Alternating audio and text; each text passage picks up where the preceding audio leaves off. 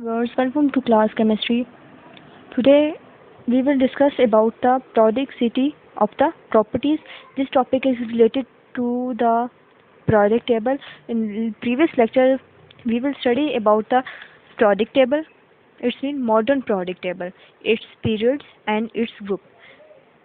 आज हम पढ़ेंगे periodicity of the properties के periodic टेबल की कौन कौन सी ये जो प्रोडक्टिसिटी कौन कौन सी प्रॉपर्टीज़ होती हैं, फिजिकल प्रॉपर्टीज़, केमिकल प्रॉपर्टीज़, इन सब के बारे में आज हम पढ़ेंगे ये क्या होती हैं। अब जो एलिमेंट्स प्रोडक्ट टेबल में रखे गए हैं, ठीक है, from top to bottom, it's mean मैं ग्रुप्स की बात कर रही हूँ क्योंकि लेफ़्ट टू राइट पीरियड्स होते हैं and from top to bottom groups होते हैं। अब ग्रुप्स के अंदर जितने भी एलिमेंट्स आते हैं उनकी फिजिकल एंड केमिकल प्रॉपर्टीज़ क्या होती हैं, सेम होती हैं, ठीक है।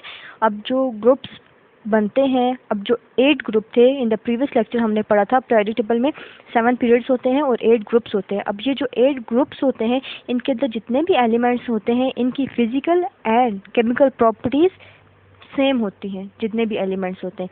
सो periodicity ऑफ प्रॉपर्टीज़, इसकी डेफिनेशन देते हैं, the repetition of property after a certain interval of is called periodicity of properties. के periodicity ऑफ प्रॉपर्टीज़, इसको इन प्रॉपर्टीज़ को कहते हैं कि जो किसी एक ग्रुप के अंदर जितने भी एलिमेंट्स हों उन सब की जो प्रॉपर्टीज़ होती हैं वो बार बार रिपीटिशन होती है, वो बार बार रिपीट होती हैं। ये जो रिपीटिशन होती हैं प्रॉपर्टीज़, इसको कहते हैं periodicity ऑफ प्रॉपर्टीज़। अब हम आज कुछ पढ़ते हैं फिज़िकल प्रॉपर्टीज़ के बारे में, कुछ एलिमेंट्स हैं उनके फिज़िकल प्रॉपर्टीज़ के बारे में पढ़ते हैं। जैसे कि फिज़िकल प्रॉपर्टीज़ में आता है, आज पढ़ेंगे एटॉमिक साइज़, ठीक है, ionisation energy, electron affinity, shielding effect और electron negativity. Atomic size first देखते हैं। अब एटॉमिक साइज़ है साइज़ ऑफ एन एटम, किसी भी एटम का जो साइज़ होता है इसको एटॉमिक साइज़ कहते हैं। अब जो एटम होते हैं उनके जो साइज़ होते हैं वो फिक्स्ड नहीं होते, ठीक है, वो वेरी करते हैं कि उनके साथ कौन सा एटम कंबाइन हुआ है। अब उनकी कम्बिनेशन के बाद पता चलता है कि इसका साइज़ क्या है, क्योंकि कोई एटम है उसका जो साइज़ है वो कभी भी फिक्स्ड नहीं होता, क्योंकि एक एटम के साथ दूसरा एटम कंबाइन होता है और उन दोनों की कम्बिनेशन से उसका साइज़ वेरी करता रहता है, कभी साइज़ ज़्यादा होता है और कभी साइज़ कम होता है। अब जो सेम एटम्स होते हैं उनके साइज़ डिफरेंट होते हैं, ठीक है। हाउ? अब फॉर एग्ज़ाम्पल एक एटम है उसका साइज़ है 3 kg, अब सेम दूसरा एटम है उसका भी साइज़ है 3 kg, बट जब इसके साथ दूसरे एटम्स कंबाइन होंगे तो उनके एटम्स का वेट जो होता है वो डिफरेंट हो जाएगा। फॉर एग्जांपल एक एटम था उसका साइज़ 3 kg था, दूसरा का भी साइज़ 3 kg है। अब जो फर्स्ट एटम है इसके साथ 4 kg एटम कंबाइन करेगा तो इसका टोटल साइज़ कितना हो जाएगा, 3 + 4 7। अगर दूसरा एटम है, ठीक है, उसका साइज़ भी 3 था, अब उसके साइज़ अगर कंबाइन हो रहा है 3 वाला, 3 + 3 6, इट्स मीन दोनों का साइज़ क्या हो गया, डिफरेंट हो गया। एक का साइज़ 7 हो गया और एक का साइज़ 6 हो गया। इट्स मीन जो एटम सेम एटम होते हैं उनकी कभी भी साइज़ सेम नहीं होते, क्योंकि उनके साथ जब दूसरे एटम्स कंबाइन होते हैं तो उनका साइज़ वेरी कर जाता है, उनका साइज़ डिफरेंट होता है। अब जो एटम्स होते हैं आइसोलेशन स्टेट में, ठीक है, उनका साइज़ क्या होता है, डिफरेंट होता है। आइसोलेशन स्टेट होती है कि जब एटम्स इलेक्ट्रॉन लूज़ करते हैं और जब इलेक्ट्रॉन्स गेन करते हैं तो उस टाइम पे जो एटम्स का जो साइज़ होता है वो डिफरेंट होता है, और उन एटम्स का भी साइज़ डिफरेंट होता है जब वो किसी दूसरे एटम के साथ कंबाइन करते हैं, ठीक है। एटम की कम्बिनेशन से भी साइज़ डिफरेंट हो जाते हैं और एटम की आइसोलेशन स्टेट में भी जो एटम होता है उसका साइज़ डिफरेंट होता है। इट्स मीन एटम का साइज़ कभी भी फिक्स्ड नहीं होता है, जो एटम्स होते हैं उनका साइज़ वेरी करता रहता है, क्योंकि दूसरे एटम्स कभी उसके साथ कंबाइन होते हैं और कभी एटम आइसोलेशन स्टेट पे होता है। इस वजह से एटम का साइज़ कभी भी फिक्स्ड नहीं रहता, वो वेरी करता रहता है। साइज़ होता है वो in term of atomic radii expressed होता है, ठीक है। अब एटॉमिक रेडियाई क्या होता है, the distance between the nucleus and the valence shell of an atom, ठीक है। अब जो दो न्यूक्लियस के दरम्यान का जो डिस्टेंस होता है, ठीक है, and the valence shell of an atom, और इसका जो आउटर शेल होता है, जो वैलेंस शेल होता है, इसके दरम्यान का जो डिस्टेंस होता है इसको कहते हैं एटॉमिक रेडियस। ठीक है,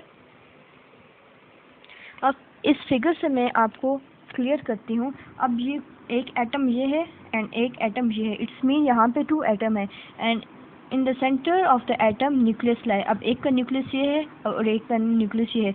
अब इनका रेडियस की बात करते हैं। अब मैं एटॉमिक रेडियस की बात करती हूँ।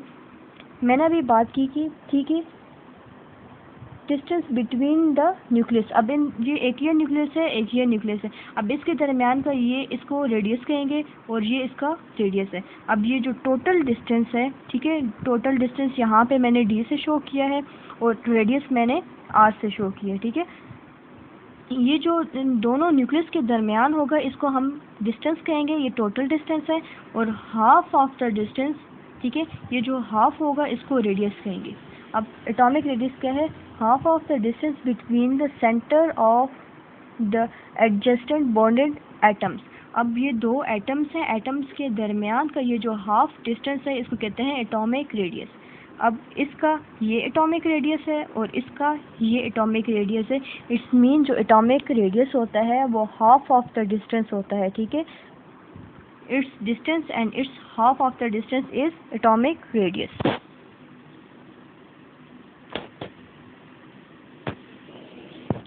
Next, in case of periods and in case of groups देखते हैं एटॉमिक साइज इंक्रीज होता है या फिर डिक्रीज होता है। ठीक है, फर्स्ट इन पीरियड्स में देखते हैं जो एटॉमिक साइज होता है वो डिक्रीज होता है। अब मैंने फर्स्ट लेक्चर में बताया था जो पीरियड्स होते हैं from left to right periods होते हैं और टॉप टू बॉटम ग्रुप्स होते हैं। अब इन केस ऑफ पीरियड्स जो एटॉमिक साइज होता है वो डिक्रीज होता है। इट्स मीन जो एटॉमिक साइज होता है फ्रॉम लेफ्ट टू राइट वो डिक्रीज होता है। How atomic size are decreased? It's reason is 1 proton is added to the nucleus. अब जैसे जैसे पीरियड्स इंक्रीज हो जाते हैं, मैंने बताया था टोटल 7 होते हैं। अब जो फर्स्ट पीरियड होगा उसमें 1 प्रोटॉन होंगे, 2 पीरियड्स होंगे 2 प्रोटॉन होंगे। इसमें जैसे जैसे पीरियड्स इंक्रीज होते रहते हैं तो न्यूक्लियस के अंदर प्रोटॉन की एडिशन होती रहती है।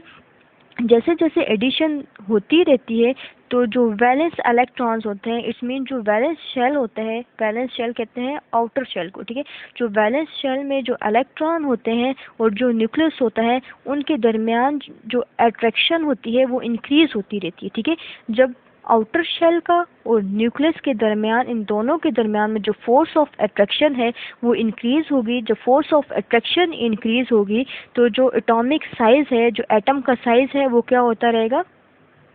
कम होता रहेगा। ठीक है, इसलिए जो एटॉमिक साइज होता है from left to right decrease होता है क्योंकि न्यूक्लियस के अंदर प्रोटॉन्स की एडिशन होती रहती है। जब प्रोटॉन्स की एडिशन होती रहती है तो उससे जो वैलेंस इलेक्ट्रॉन होते हैं, जो आउटर शेल में इलेक्ट्रॉन होते हैं और जो न्यूक्लियस होता है, इन दोनों के दरमियान में फोर्स ऑफ अट्रैक्शन ज़्यादा होती है। जब फोर्स ऑफ अट्रैक्शन ज़्यादा होगी, जब फोर्स ऑफ अट्रैक्शन इंक्रीज होती है तो उससे जो एटॉमिक साइज होता है वो डिक्रीज होता है। वो एटॉमिक साइज क्या होता है? कम होता रहता है। इसलिए इन केस ऑफ पीरियड्स जो एटॉमिक साइज होता है वो डिक्रीज होता है।